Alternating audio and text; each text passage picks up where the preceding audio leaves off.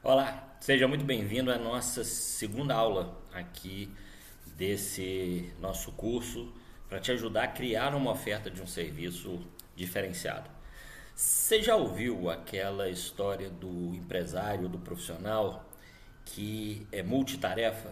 Ele faz de tudo, ele atende, ele vende, ele produz, ele faz o marketing, ele é o financeiro, ou seja, ele faz de tudo um pouco, mas na grande maioria das vezes ele não faz nada com excelência, é tudo na média, né? Ele na média ele é bom, né?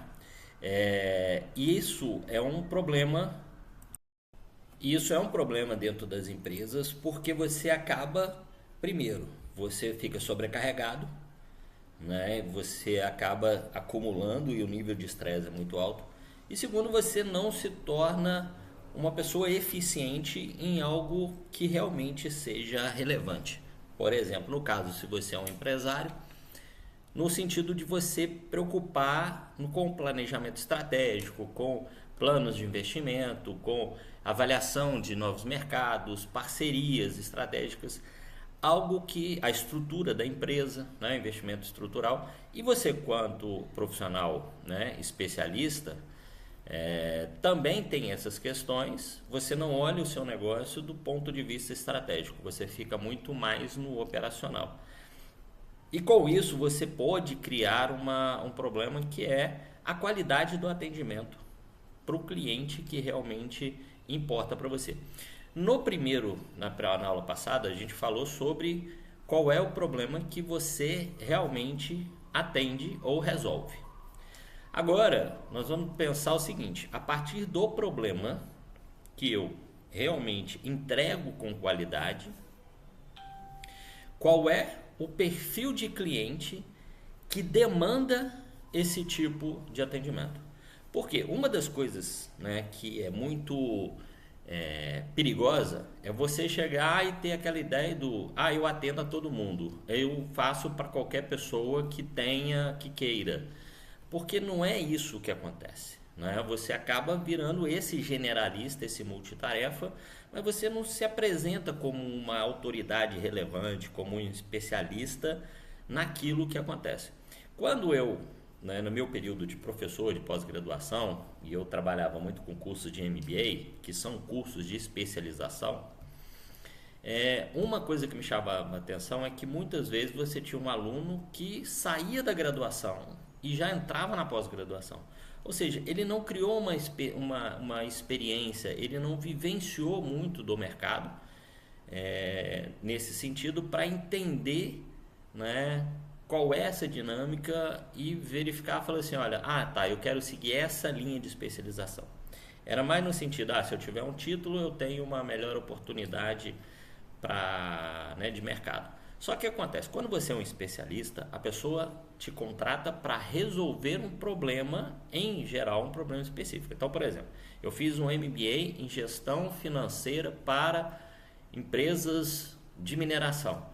Então, ou seja, eu devo ser um especialista na área financeira, no setor minerário, para empresas que tenham ali uma necessidade de equacionar o seu problema financeiro no sentido de gerar mais lucro, reduzir custos, enfim, ser mais competitivo. Essa empresa, ela não quer saber dos seus problemas, ela não quer saber de quantos cursos você fez. Ela quer que você resolva, apresente uma solução que faça realmente a diferença. Então, você, da mesma forma que você resolve um problema com maestria, quais são ou quem é esse público que tem esse perfil, que tem essa necessidade e que é aquele que vai te contratar. Na área de marketing existe uma atividade, né, que é chamado de criação de persona ou avatar, que é aquilo você entender como que é, por exemplo, qual que é a idade, faixa etária de renda, localização, o problema, os anseios, comportamento. Aqui a gente pode simplificar um pouco mais. Então, assim, ok, eu quero saber, por exemplo, O meu público são empresários, homens na faixa de 30 a 40, né, de 25 a 40 anos, mulheres, né, que são empresárias, empreendedoras, que têm o perfil de trabalhar, né, da atividade profissional aliada com o gerenciamento familiar, são donos de empresas de prestação de serviço como, né, portaria, segurança, ou são empresas do comércio varejista ligados a vestuário, que tem ali um faturamento entre 100 ou 80 a 250 mil mês, e que estão buscando ali aumentar o seu faturamento ou reduzir o custo e melhorar a eficiência e diversificação ou a diferenciação, tá? Então, ou seja, a gente começa a nichar, a trabalhar pequenos grupos ou grupos menores que têm ali uma necessidade, e eu vou comunicar para esse público de uma forma que ele entenda que faça sentido para ele, né? Então, quais são os ganhos e quais são os benefícios, quais são as mudanças, quais são as transformações. Esses são pontos fundamentais. Para isso, você pode trabalhar também, e aqui eu vou trazer alguns tópicos que você pode pensar. A primeira, sim, né, você analisar a sua base atual, né, dos seus clientes. Você lembra a questão, não sei se você já ouviu falar do Teorema de Pareto, que é 80-20. O que acontece? Ou 20-80, né? Não faz... você pode pensar o seguinte: se você olha, por exemplo, a sua base atual, e aí vamos imaginar, você tem lá 100 clientes. Desses 100 clientes, 20% desses clientes correspondem ao 80% do seu faturamento. Então, ou seja, esse perfil desses 20% de clientes, que são os que te geram 80% do seu faturamento, esse é seu público ideal. Então, o que você deve fazer? Eu preciso trazer mais públicos desse perfil. Então, eu vou analisar esses 20%, o que ele tem de semelhança, para que eu possa traçar ali um perfil de cliente. É muito mais fácil você criar uma persona. Ou você fez ali uma pesquisa e você identificou que 20% do mercado ali de lojas de roupa que mais investem tem um perfil ali. São empresas que têm um faturamento X, que estão localizadas em tal região, ou seja, essas empresas já também demonstram como um perfil de cliente. Então, quando você identifica, né, esse perfil de cliente e você começa a implementar ações, você reduz a questão do preço, você atinge com mais resultado e você começa a ter um direcionamento melhor. Então, ou seja, quais são alguns pontos que você pode avaliar? Capacidade de pagamento, né? Porque assim, na consultoria isso acontece muito. Você tem uma empresa que ela quer a consultoria, mas ela está num nível de endividamento, num nível de problema que ela não consegue investir nesse processo. Então, aquela mesma história, em vez de você investir enquanto você está com as coisas em crescimento, você está num período ali de alavancagem, ou você tem estabilidade, não, você faz isso quando você está já quase com a corda no pescoço. Então é mais difícil de você resolver. Então, capacidade de pagamento, capacidade de investimento. Então, eu tenho uma empresa que ela tá, né, o meu perfil de cliente ideal são empresas que têm uma estabilidade e elas estão pensando em crescimento. Ok, elas têm um orçamento, elas trabalham com orçamento, né? Elas conseguem fazer isso. A urgência também. Você tem ali uma pessoa que aquele problema, ela já está entrando num processo em que ele vai levar a empresa do que seria uma estabilidade para uma deficiência. Então, é uma urgência de você falar assim, olha, eu preciso fazer isso antes que as coisas piorem. E outra que é a questão de você ter uma facilidade de entrega. Você tem que trazer para o seu cliente uma forma que seja fácil dele receber isso, de uma forma que ele consiga usufruir com mais facilidade. Então, entrega, localização, sistema. É por isso que hoje investir em tecnologia é um fator relevante para você facilitar. Então, da mesma forma, quando eu trago a consultoria no modelo mais digital, eu facilito o acesso do cliente a esse processo, eu facilito a entrega dele, eu facilito a minha comunicação, o meu relacionamento com ele, ou seja, isso para ele, de uma forma mais natural, gera um conforto. Então, uma dica, né? O cliente ideal é sempre aquele onde o seu, vamos dizer assim, pelo menos o seu feijão com arroz é visto como algo relevante. Então, é aquela pessoa que acha uma delícia um arroz com feijão. Então, assim, ele acha uma delícia você ter ali um profissional ajudando você a resolver, a melhorar. Uma outra questão é você entender qual que é a psicologia desse cliente ideal. Então, é você olhar além da questão da escrituração, né, do CNPJ. Então, você precisa entender assim, essa dinâmica de pensamento, cultura, de valores, do que ele tem como objetivo, quais são aquilo que gera para ele dores, né, que geram sofrimento, qual que é a dinâmica dele de compra. Então, a mesma coisa que eu falei, por exemplo, você tem diferença de mercados. Você tem mercados como o mercado mineiro, que as pessoas gostam mais da questão relacional, o emocional fala muito alto, a questão da comprovação social, quer dizer assim, quantas pessoas você atendeu e que isso gerou resultado, uma indicação. Então, hoje, por exemplo, existem vários grupos de network, né, que se propõem a esse tipo de coisa. Então, eles conhecem o seu trabalho dentro da sua, né, da sua rede de contato. Ele identifica uma pessoa que tem aquele problema e ele dá uma referência sua como um aval de qualidade. Então, estratégias como essa podem ser interessantes dependendo do perfil do seu negócio. Então, quais são essas objeções mais comuns? Lógico, assim, a gente sempre fala do preço, mas o preço ele não chega a ser uma objeção, na verdade. Ele é mais um sentimento quase que natural de você falar assim, não. Pensa assim, toda vez que você vai fazer a compra, a não ser quando você entende que é algo que você realmente deseja e você tem essa visão de valor, na grande maioria das vezes você olha o preço. Você vai no mercado, por exemplo, se você não tem ali uma marca que te inspira uma qualidade diferenciada, realmente um valor diferenciado, o que você vai fazer?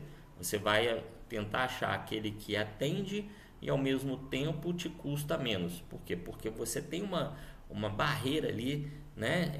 Quase que uma questão de posse, né? Quando eu vou pagar, eu estou abrindo mão da posse daquele dinheiro, então para isso eu preciso entender o valor.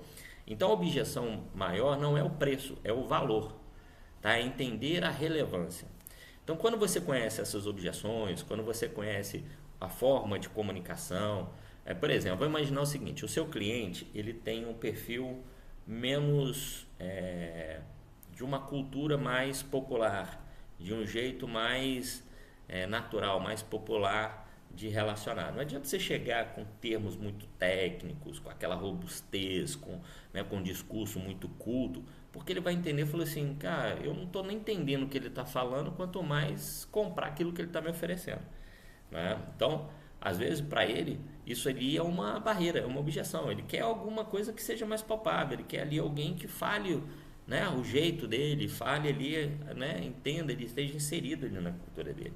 Ou, ao contrário, ele quer uma pessoa que venha com essa questão, né, de autoridade, de ser um especialista mesmo, um doutor. Né? Então, assim, depende de qual essa psicologia que demanda dele, tá? Então, você fazendo isso, entendendo fazendo essa junção do problema que você resolve com o tipo de comportamento, a forma de entendimento desse cliente no seu dia a dia, qual é a realidade dele naquele momento, se é uma realidade mais de crescimento, de escalar, de crescer, de se diferenciar, de conquistar, né? para vocês terem uma ideia, eu já participei de alguns treinamentos, né? Já executei alguns treinamentos dentro de empresas, e essas empresas, uma determinada empresa, ela tinham equipes com perfis diferentes. Então tinham equipes que tinham um perfil muito mais de colaboração, né, de apoio, tinha equipes que tinham um perfil mais competitivo, de resultado, de bater meta, né, de crescimento. Tinham equipes que eram mais voltadas para a questão técnica, né, gostavam mais do domínio, do conhecimento das técnicas, dessa questão toda. E eu trabalhei a liderança de acordo com o perfil da equipe, focada no mesmo resultado, que era o resultado da empresa. Então, uma equipe que trabalhava de uma forma mais colaborativa, que existisse um apoio, existisse ali um incentivo, existisse ali palavras de agradecimento, de coisa, para cada resultado conquistado. E também uma conversa mais franca, mais voltada para o que nós podemos fazer de melhor quando as coisas precisavam melhorar. E as equipes mais competitivas, colocar mesmo ali essa questão da meta, do diferencial, de se posicionar como uma equipe que tem mais capacidade de gerar resultado, e assim sucessivamente. Aplicando isso ao que era o objetivo da empresa e como a liderança deveria atuar, as equipes elas conseguiam, todas elas, atingirem as suas metas, né, os seus resultados, cada uma dentro do seu perfil comportamental. Então, se você tem a possibilidade tanto de leituras quanto de cursos falando sobre essa inteligência emocional, essa inteligência relacional, de você identificar dentro do seu mercado, do problema que você resolve, esse cliente que sente essa necessidade, o Canvas, né, o Business Canvas, ele tem, né, uma ferramenta específica para trabalhar esse perfil, que é o que você oferece, quais são os ganhos e benefícios e como esse cliente busca essa solução. Então isso ajuda você a entender. Bom, concluindo, né, você tem esse material aqui que você vai poder ter o material que vai estar junto, vai poder fazer uma leitura. Lembrando desses pontos, e é muito importante que você lembre que assim, especialização ela gera autoridade, a autoridade gera confiança e a confiança permite que você consiga passar mais valor e fugir do preço e ter mais acesso ao cliente que mais te interessa. Como próximo passo, eu te dou como dica, né, que você tente definir 3 critérios inegociáveis dentro da sua oferta, né, dentro daquilo que você entrega, que esse seu cliente, ele pode ter e que você aceite como indicação para fazer uma proposta. E que são critérios que, se ele não alcançar, são filtros para que você também defina se ele é ou não um cliente ideal. Então, por exemplo, essa questão da capacidade de investimento, compromisso, dependendo do que você oferece, ele precisa estar comprometido com o processo, né? Não querer transferir a responsabilidade, implementar, né, de fato, criar isso como uma cultura, como um processo.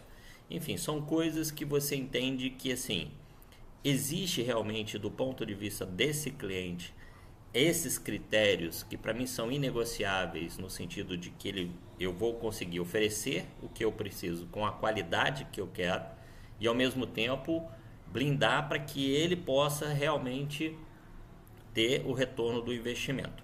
Tá ok? E vai ficar um exercício, assim como na aula passada, para você exercitar esse nosso conteúdo e conseguir ter mais resultado. Ok? Um abraço, eu te vejo na próxima aula.